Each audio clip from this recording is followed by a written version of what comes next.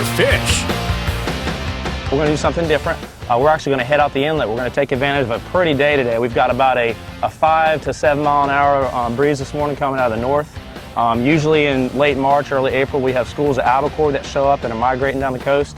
Down your way, you've been targeting or getting ready to target a bunch of bonita too, aren't you? Yeah, down our way we have Divers Rock, which is a yearly magnet. Always holds bonita.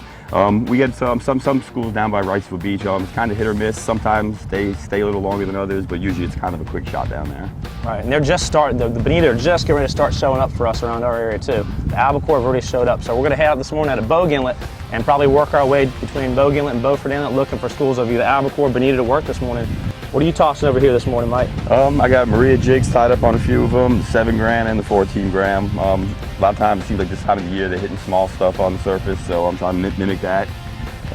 See how it goes from there. I got a top water tied on somewhere. Hopefully we'll get to that today too. Yeah, we got a few different top water baits we're going to toss today. You've got, what, a banana boat there? Yeah, that's Yozori. Yozori? Yep, and yeah, I think we're going to find them. We've got a few other things you'll see throughout the day. We're going to be tossing just, some pretty standard stuff, some 1/4 to 1/2 ounce jig heads with different types of glass minnow imitations on them, top water bait. So we're ready to go. So stay tuned for hopefully some good action aboard Carolina Fishing TV. Captain Mike Pedersen, myself, Captain Jeff Cronk, looking for albacore at a Bogue Inlet. We've got, there'll be from a 6 to 100 or more birds, sometimes more than that. And they'll be hovering, almost playing leapfrog, going over each other's backs, hovering just a couple of feet off the water and pecking down, and that's them following those albacore. Yep. Yeah. There's more up ahead. We've definitely got some here we can work. Oh, right by the boat. Here we go. Got one on, sweet, good job. These fish are scouring real hard. You can tell the fish are looking for bait. So these fish right here, you toss, you get something right in front of that school, and a lot of times he's on. He's going, isn't he? Yeah, he is. They'll range anywhere from just 3 or 4 or 5 pounds on up to about 15 pounds. In the fall, we seem to get a lot of the bigger fish in. Right here, right here, they're usually about 4 to 8 pounds, somewhere in there. Fast as heck. Here he is. That's the color. Here he comes. No need to gaff them. You can net them or you can grab them right by the fork of the tail. Yeah, the tail makes a nice little handle. Yeah. Nice feisty fish. All right, let's pick up a couple more. Good job, good job.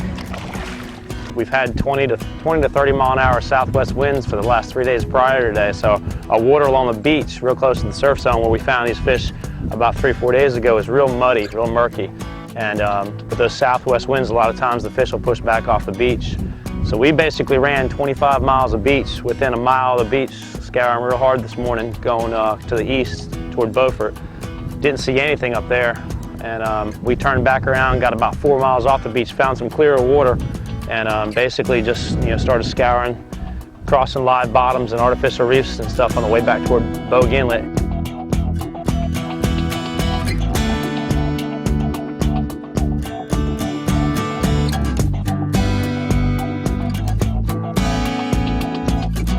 Oh, there we go. Got one on. Oh yeah, you got one there? Yep. Sweet. So your guy's taking a walk. He's going. My drag's pretty tight too. He's trying to follow that school. He's already taken off almost 100 yards.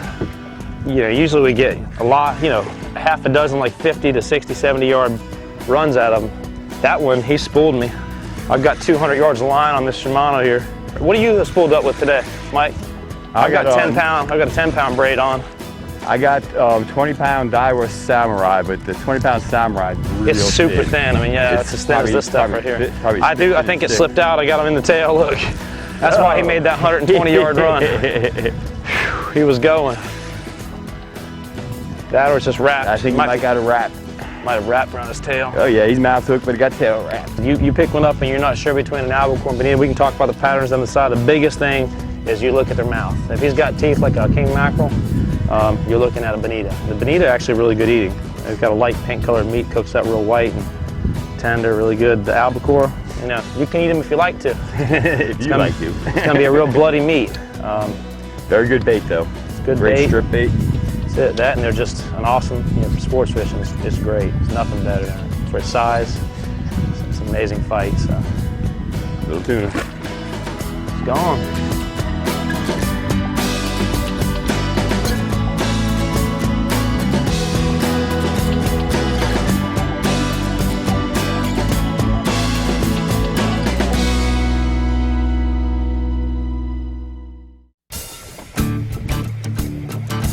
those birds peeled off. You got them on there? Top water. Oh, that looks like a big fish there. That looks like a big fish. Yeah, so a lot of green when you went over there. A lot of green there. All right, let's show us what that Riley rod can do there. Mike's got, Mike actually makes his own rods. Riley rods. This is one of them right here. He just finished up. What's this one you were talking about? What did you name this one? This is Rain Shadow Blank. It's an RX8 plus 82.3. Medium weight, very, very fast tip. Let you cast it a mile, but it's still got the backbone you need. These things are just amazingly light. It's just incredible. I mean, it feels like you're holding the reel in your hand. That's it. Here he is. And there he goes. If somebody's want to check these rods out, or where do you have a website for it? Or? Yep, www.rileyrods.com. Gotcha. Yeah, these things got a lot of stamina. They can they don't got just one run in them. They can have 2 or 3 good runs. One more time. I didn't realize you grabbed the top water bait on that one. Yeah, that was the top water one. All right, sweet. Hold them right there. I'll get that hook out for you. One thing about it, folks, whenever you're dealing with, and it's not just necessarily that bait, anytime you're dealing with any of these baits, top water, mirror lures, anything that's got 2 treble hooks on them, make sure you hold that line. Don't just reach for that hook right there, because he's going to shake his head. If some slack gets in there, he can get you. So hold that line forward like that. And these things can shake.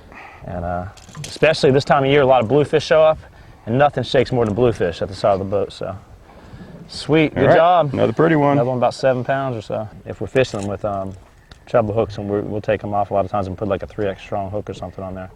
Yeah, on the Maria jigs, I switched them to a hardier hook. These are just barely enough to hold up. Small glass minnows. I mean, that stuff's an inch or less. Yeah, that's real small. Yeah, I'm using a 7-gram Maria, and I can't get much smaller than that. But it is springtime. These fish have been making a big migration, so they are hungry. So we don't necessarily have to match the hatch out here today. They're looking for something to eat, so. Yeah, my top water has got to be about 100 times the size of one of those glass minnows. Yeah, I mean, he started out tossing that Maria jig, and I was tossing this Yozuri, which is very similar to it. And, you know, those are about 3 inches long. And then we just switched over to top water baits. What do you got, a 4-inch? Yeah, 4-inch banana. I mean, Yozuri, and get that right. It doesn't look anything like the bait that they're feeding on, but they're so hungry they just turn and eat. It's that time of year. Right there. Oh, there he is on me. Oh, he's on me too. Got him on. Yep. There we go. Double top water. Oh yeah. Actually, I took mine and I grabbed the wrong rod and had that Yozuri on there, so I started skipping it across the water. Didn't have the top water at the time. There she do.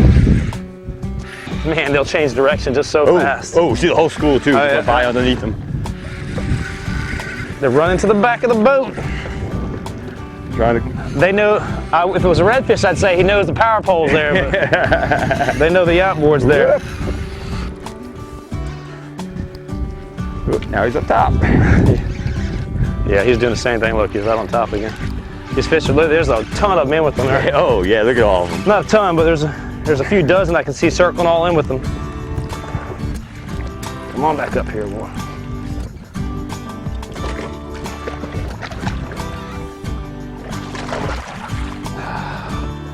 Sweet.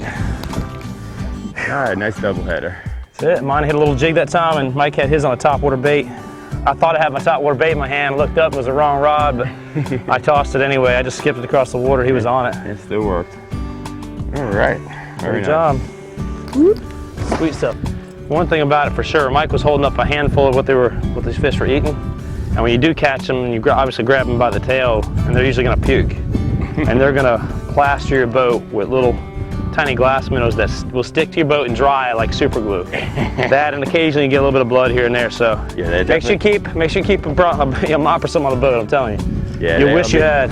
They tend to be a little bit of a bleeder too. So yeah, all of us. I think every one of us, no matter how long you've been fishing, your least favorite part of the day is cleaning the boat at the end of the day. And with any of the blood that's going to get in the boat, or those little glass minnows and stuff, you'll have hundreds of them plastered across your boat. It takes 1 second right there after you catch a fish to get those glass minnows and stuff off the deck. 15 minutes of scrubbing back at the dock. It'll take you 5 minutes per glass minnow to get them off at the dock when they're dry. This morning we had the dirty water conditions, and we saw nothing for 25 miles.